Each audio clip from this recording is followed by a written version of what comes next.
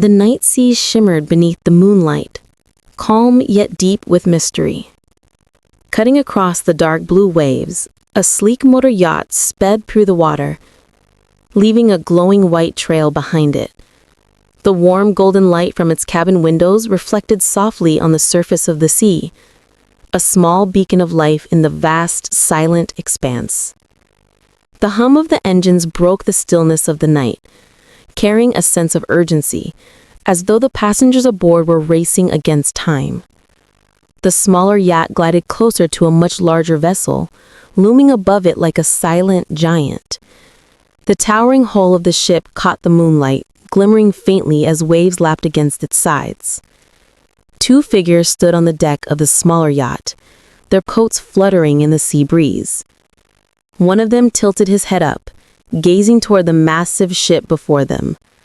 The golden glow from the largest ship's windows cast a soft light on the water, painting the meeting scene in hues of blue and amber, two worlds about to collide in the middle of the ocean. Under the star-speckled sky, the tension between the two men was palpable. The one with silver hair turned abruptly, his eyes sharp, yet uncertain. "Where are your people?" he demanded, his tone low but edged with suspicion. The question hung in the air like a blade.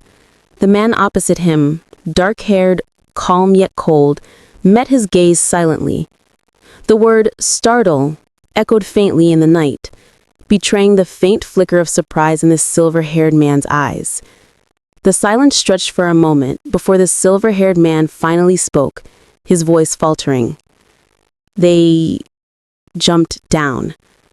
His gaze drifted away, as if replaying the scene in his mind, figures disappearing one by one into the depths below. The dim light highlighted the creases of worry on his face. The other man's expression hardened, his jaw tightening. The revelation changed everything. The tension thickened like fog rolling in over dark waters. Then, without warning, the man in the long coat moved. His cloak billowed dramatically as he launched himself into the air, propelled by sheer force and determination. "Take off!" The wind roared past him, streaks of blue and violet flashing in the night. As he ascended, his form cut through the darkness like a blade of light, leaving the yacht and the troubled sea far behind. Whatever awaited him above, he was ready to face it, alone if he must. The tension shattered in an instant. One of the men standing on the deck leaned over the railing, his face twisted in shock as he saw the other's body vanish from sight. "Sir!" he cried out, voice trembling with disbelief. The night wind whipped against his suit, and the echo of the splash below drowned his words. The man's legs were the last thing he saw, a blur of motion as he dove straight into the cold, dark sea without hesitation. The man's body sliced through the air, his white shirt fluttering wildly as he descended from the height of the ship. "Yeah!" someone screamed from above, their voice breaking with alarm. But Ye didn't look back. The world around him blurred into streaks of blue and silver. The only thing in his mind was the person he needed to save, someone who had already disappeared beneath the surface. The wind roared past his ears as he fell, yet Ye's eyes burned with determination. Another man, watching from the deck, clenched his fists and muttered under his breath, "Damn, that expression of Ye proves that this woman is very important in his heart." The realization hit him like a weight. Ye wasn't just acting out of duty. There was emotion, deep and raw, driving every reckless move he made. The scene became a blur of light and motion. Ye's form cut through the air with unyielding focus, his body tense as he braced for the impact below. His sharp eyes reflected the glow of the sea, and every muscle in his body was aligned toward one purpose, to reach her before it was too late. There was no hesitation, no fear, only the silent vow of a man ready to risk everything. Then came the crash, a burst of bubbles and ripples spreading through the moonlit water. Ye's body sank gracefully beneath the surface, his white shirt billowing like wings in the deep blue. The sea wrapped around him, cool and endless, as he opened his eyes beneath the waves. His expression was calm yet fierce, eyes scanning the water for any sign of the one he sought. Every beat of his heart echoed with the same thought. He would find her, no matter what it took. The ocean shimmered like liquid sapphire, its depths illuminated by scattered rays of sunlight piercing through the waves. From above, Ye's figure cut through the surface, descending rapidly toward the faint outline below. His white shirt fluttered like a ghostly sail behind him as bubbles trailed his every movement. Beneath him, the soft glow of long pink hair drifted gently in the water, a fragile silhouette slowly sinking further into the deep. He reached out with desperate speed, his heart pounding louder than the muffled silence of the sea. Through the haze of the water, the girl's figure became clearer, her delicate form floating lifelessly, the pale blue of her dress blending seamlessly with the ocean's hue. Her long hair waved like silk ribbons, surrounding her face in a halo of light. As she turned slightly, her eyes flooded open, hazy and unfocused. Then, through the distortion of water, she saw him, the man diving toward her with fierce determination. Her lips parted in a faint murmur, her mind echoing the thought that flickered before consciousness could fade again. It's him. Ye's eyes narrowed as he pushed himself harder, cutting through the resistance of the water. His chest burned, but he ignored it. Every inch between them felt like a mile. When he saw her, pale, motionless, slipping further away, frustration and fear collided inside him. "God damn it," he cursed through clenched teeth, bubbles spilling from his mouth. The words were swallowed by the sea, but the anger behind them burned bright in his eyes. He wasn't going to lose her, not now, not ever. The world seemed to slow as their hands reached for each other through the water, his strong, trembling fingers stretching toward hers, so delicate and still. The light from above scattered across their outstretched arms, illuminating the desperate distance between them. Just a few inches apart, yet it felt like the entire world hung in that moment. The sea around them swirled softly, carrying faint streams of bubbles as their fingertips brushed, a fragile connection between life and loss. Finally, their hands met. Yeb holds her into his arms, wrapping her gently but firmly against his chest. Bubbles escaped their lips as he leaned in, pressing his mouth to hers, sharing his breath, his warmth, his will to live. Her long pink hair floated around them like a curtain of light, glowing softly in the dark blue depths. In that silent, suspended world, nothing else existed. No danger, no time, no sound. Only two hearts beating as one beneath the waves. His grip tightened protectively around her fragile form as he spoke in a voice filled with quiet determination, his words echoing through the water, though no sound could truly carry there. "I will not let you get in danger." The resolve in his heart was unshakable. Every fiber of his being screamed that he would protect her, no matter what it took. The ocean around them shimmered in soft shades of blue, wrapping them in a cocoon of light, as if acknowledging his vow. Their bodies drifted gently in the deep blue, the folds of her dress flowing like silk ribbons in the current. He held her close, one arm steady around her waist, unwilling to let her slip away even for a second. The faint gleam from the surface above looked impossibly distant, but Ye began to move upward with slow, powerful strokes, guiding her back toward the world of air and light. His every movement carried both urgency and tenderness, as though her safety alone anchored him to life. The sunlight pierced through the water's surface, casting a soft, heavenly glow on the scene below. Tiny bubbles rose around them, dancing like scattered stars. The stillness of the deep was broken only by the rhythm of their ascent.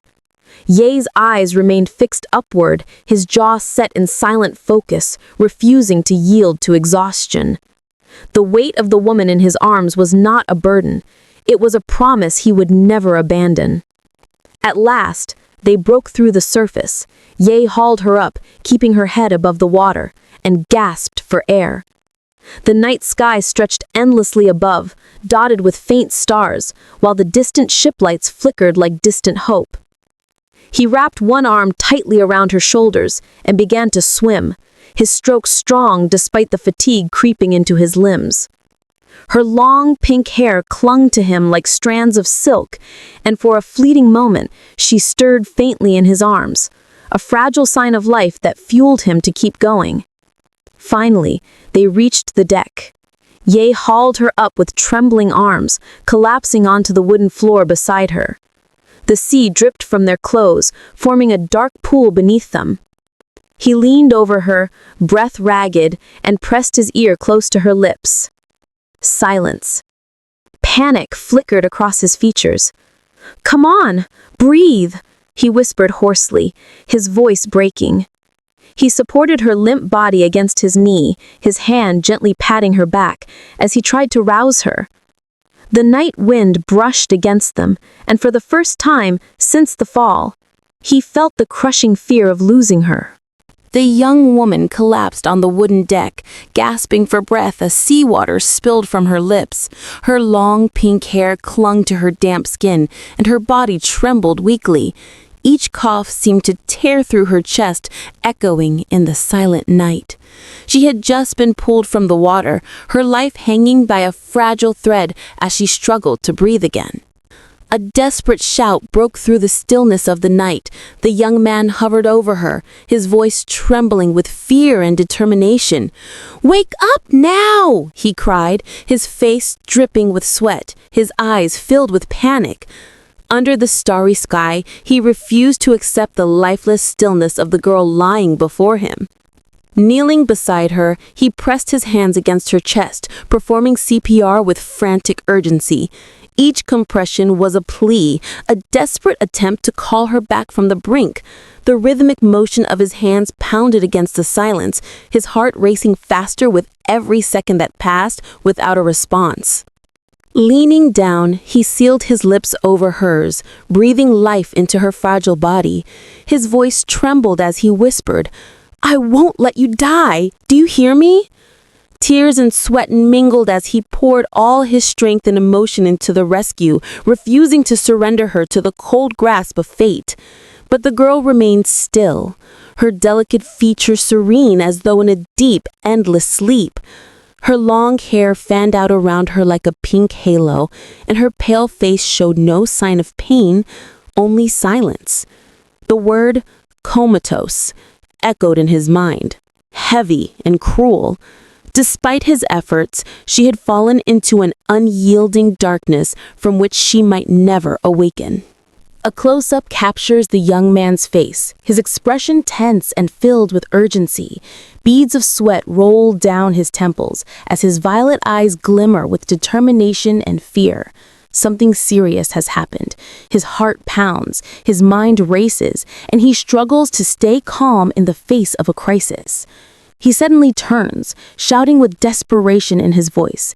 His jaw tightens and his eyes burn with alarm as he yells, "Bring a canoe here and call an ambulance now."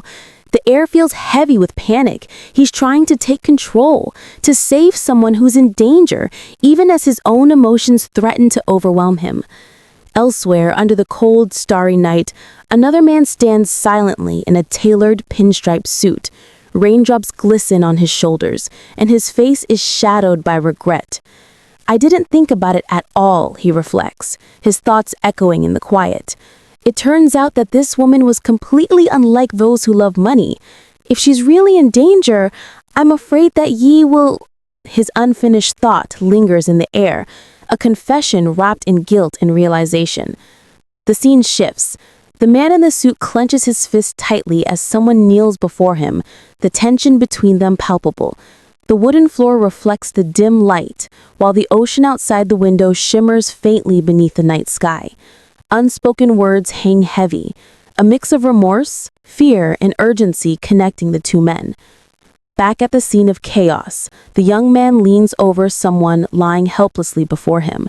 His voice softens, but his resolve burns bright in his eyes. "Rest assured," he whispers, his hand trembling slightly as he tries to comfort her, "I will definitely save you." Despite the sweat and the fear, there is strength in his tone, a promise that he will not give up, no matter what it takes. In the dim light, a man cradles a young woman in his arms, his hands trembling as they gently cup her face. Her long, soft pink hair cascades over his arm, and her eyes are closed, her expression peaceful yet lifeless. Drops of water, or perhaps tears, slide down his face and fall onto her pale skin. His shirt clings to him, soaked through, as if he's been running through the rain or fighting against the impossible. The moment feels fragile, as though the world itself is holding its breath, watching the thin line between life and death blur in his embrace. The man lowers his head, his dark hair dripping with rain as his voice trembles in silence. His eyes are hidden beneath wet lashes, but the weight of his sorrow is clear. The air is heavy with the scent of despair and regret. Then, in a whisper that breaks through the stillness, his thoughts echo in the air. If I can't save you. Below him, the girl lies still, her eyelashes glistening with faint traces of water. Her beauty is haunting, a fragile reminder of what he's about to lose. Every second stretches painfully long, filled with unspoken words and shattered hopes. Her face remains serene, untouched by the chaos surrounding her. A single tear slips down her cheek, catching the faintest glimmer of light as it falls. She looks almost peaceful, as if she's merely fallen into a deep, endless sleep. His fingers brush gently against her skin, memorizing every detail, the curve of her lips, the softness of her hair, afraid to let go. The world around them fades into silence, leaving only the quiet rhythm of grief and the lingering question of whether love alone could ever be enough to bring her back. The atmosphere is heavy and oppressive, painted in dark shades that mirror the tension in the air. A cold, furious voice echoes from the speech bubble. I will make all the people here follow you to hell. The speaker's rage feels boundless, their words dripping with vengeance and despair. Only the top of a person's head is visible, their dark hair blending into the somber gradient background, as if the shadows themselves are closing in. It's a moment of both fury and sorrow, a declaration born from pain. The next scene shifts to a calmer yet deeply unsettling quiet. A man with dark hair stands in a soft, cold light. His expression is unreadable, somewhere between sorrow and sinister determination. His half-smile doesn't reach his eyes, which are shaded by exhaustion and grief. Dressed in a white shirt, he looks down at something, or someone, with a kind of tragic tenderness. The faint shadows across his face hint at the storm brewing within him, emotions that he struggles to keep restrained. Finally, the focus moves downward, revealing what the man is holding. In his arms lies a young woman with pink hair, her eyes gently closed as if she's merely sleeping, but the stillness around her tells another story. His large hand cups her delicate face with a mix of possessiveness and sorrow, his thumb resting tenderly on her cheek. The soft blue glow from the bracelet on her wrist contrasts with the somber mood, hinting at something precious, perhaps a promise or a memory. The scene feels both heartbreakingly intimate and hauntingly final, as if this is a goodbye, whispered in silence.